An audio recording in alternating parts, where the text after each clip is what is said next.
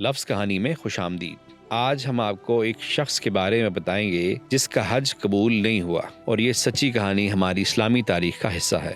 ذرا تصور کریں کہ میدان عرفات میں لاکھوں انسان، سب ایک لباس میں، سب کے ہاتھ آسمان کی طرف بلند، سب کے آنکھوں سے آنسو بہہ رہے ہیں۔ زمین پر شاید اس سے زیادہ پاکیزہ منظر کبھی نہیں ہوتا، اور پھر اسی مجمع میں ایک ایسا شخص بھی ہو جو رو بھی رہا ہو، سجدے بھی کر رہا ہو، مگر اس کا حج قبول نہ ہو۔ کون تھا وہ شخص؟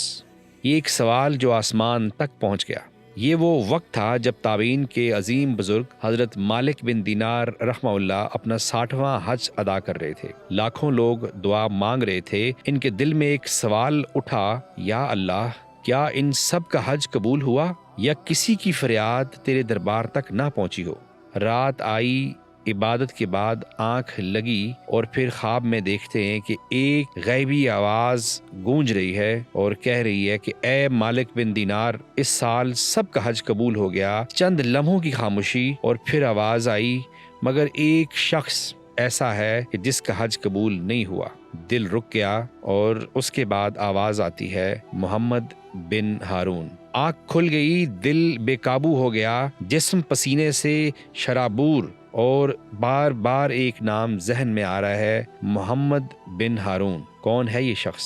صبح فجر کے بعد تلاش شروع ہوئی، بلخ کے حاجیوں کے خیموں تک پہنچے، لوگوں سے پوچھا کہ کیا تم محمد بن ہارون کو جانتے ہو؟ جواب آیا، وہ تو سب سے بڑا زاہد ہے، رات بھر قیام کرتا ہے، دن بھر روزہ رکھتا ہے، اور اس کی گریہ ازاری کا تو یہ عالم ہے کہ پہاڑ بھی لرزتے ہیں۔ ایک طرف خواب کی خبر تھی اور دوسری طرف لوگوں کی گواہی۔ سچ کیا تھا؟ چند لمحوں کے بعد حضرت مالک بن دینار کو اس شخص تک پہنچا دیا گیا۔ وہ خیمے میں داخل ہوئے تو دیکھتے ہیں کہ ایک کمزور جسم، پیشانی پر سجدوں کے نشان، چہرہ زرد اور دایاں بازو کنڈے سے کٹا ہوا۔ سلام کیا تو وہ آہستہ سے بولا کہ آپ خواب کی وجہ سے آئے ہیں نا؟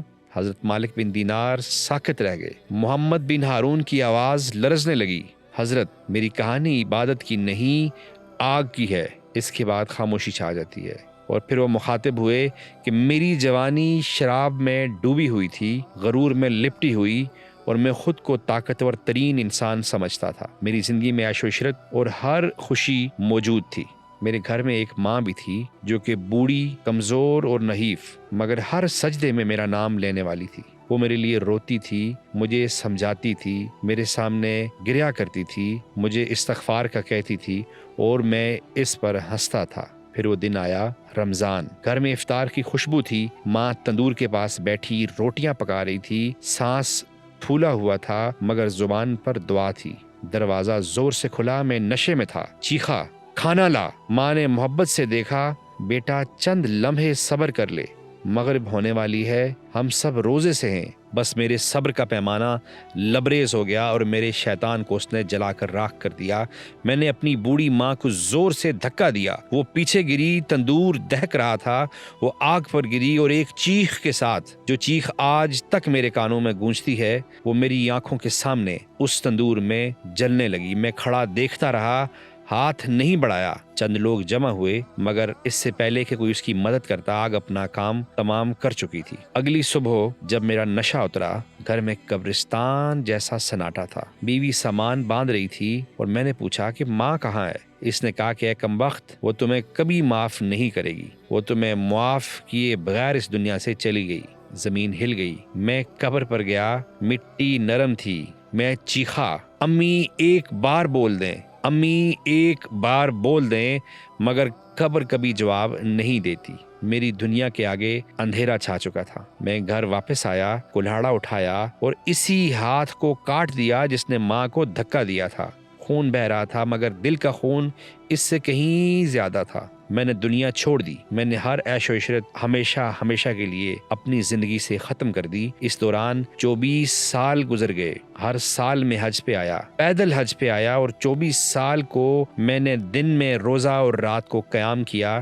24 سال میں غلاف کعبہ سے لپٹ لپٹ کر رویا، مگر ہر سال یہی سننے کو ملا، محمد بن ہارون تیرا حج قبول نہیں ہوا، محمد بن ہارون تیرا حج قبول نہیں ہوا۔ اس کی آواز ٹوٹ گئی، اس کی آواز میں لرزہ تھا۔ اس نے کہا کہ حضرت، جس ماں کو میں نے جلایا وہ مجھے معاف کیے بغیر اس دنیا سے رخصت ہوگی، اللہ مجھے کیسے معاف کرے گا؟ وہ پھر سجدے میں گر گیا، زمین بھیگ گئی۔ حضرت مالک بن دینار کی آنکھیں بھی نم تھیں، فرمانے لگے کہ تیری توبہ تو سچی ہے، مگر یہ معاملہ حقوق و لباد کا ہے، کیونکہ جس کا حق مارا جائے اس کا فیصلہ قیامت کے دن ہوگا۔ اور قرآن کی گواہی ہے، اللہ تعالیٰ فرماتا ہے، تمہارے پروردگار نے ارشاد فرمایا ہے کہ اس کے سوا کسی کی عبادت نہ کرو اور ماں باپ کے ساتھ بھلائی کرتے رہو۔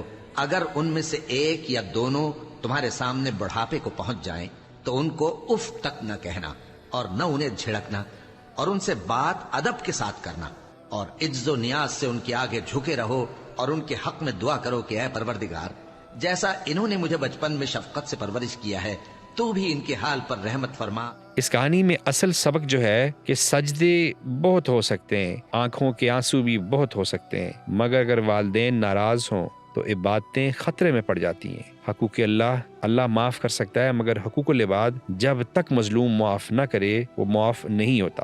اب سوال یہ پیدا ہوتا ہے کہ کیا آپ کے والدین زندہ ہیں؟ کب آپ نے آخری بار ان کا دل خوش کیا؟ کب آپ نے ان کو گلے لگایا؟ اور کب آخری بار ان سے آپ نے معافی مانگی؟ کل شاید دیر ہو جائے، اور یاد رکھیے کہ قبر کبھی جواب نہیں دیتی۔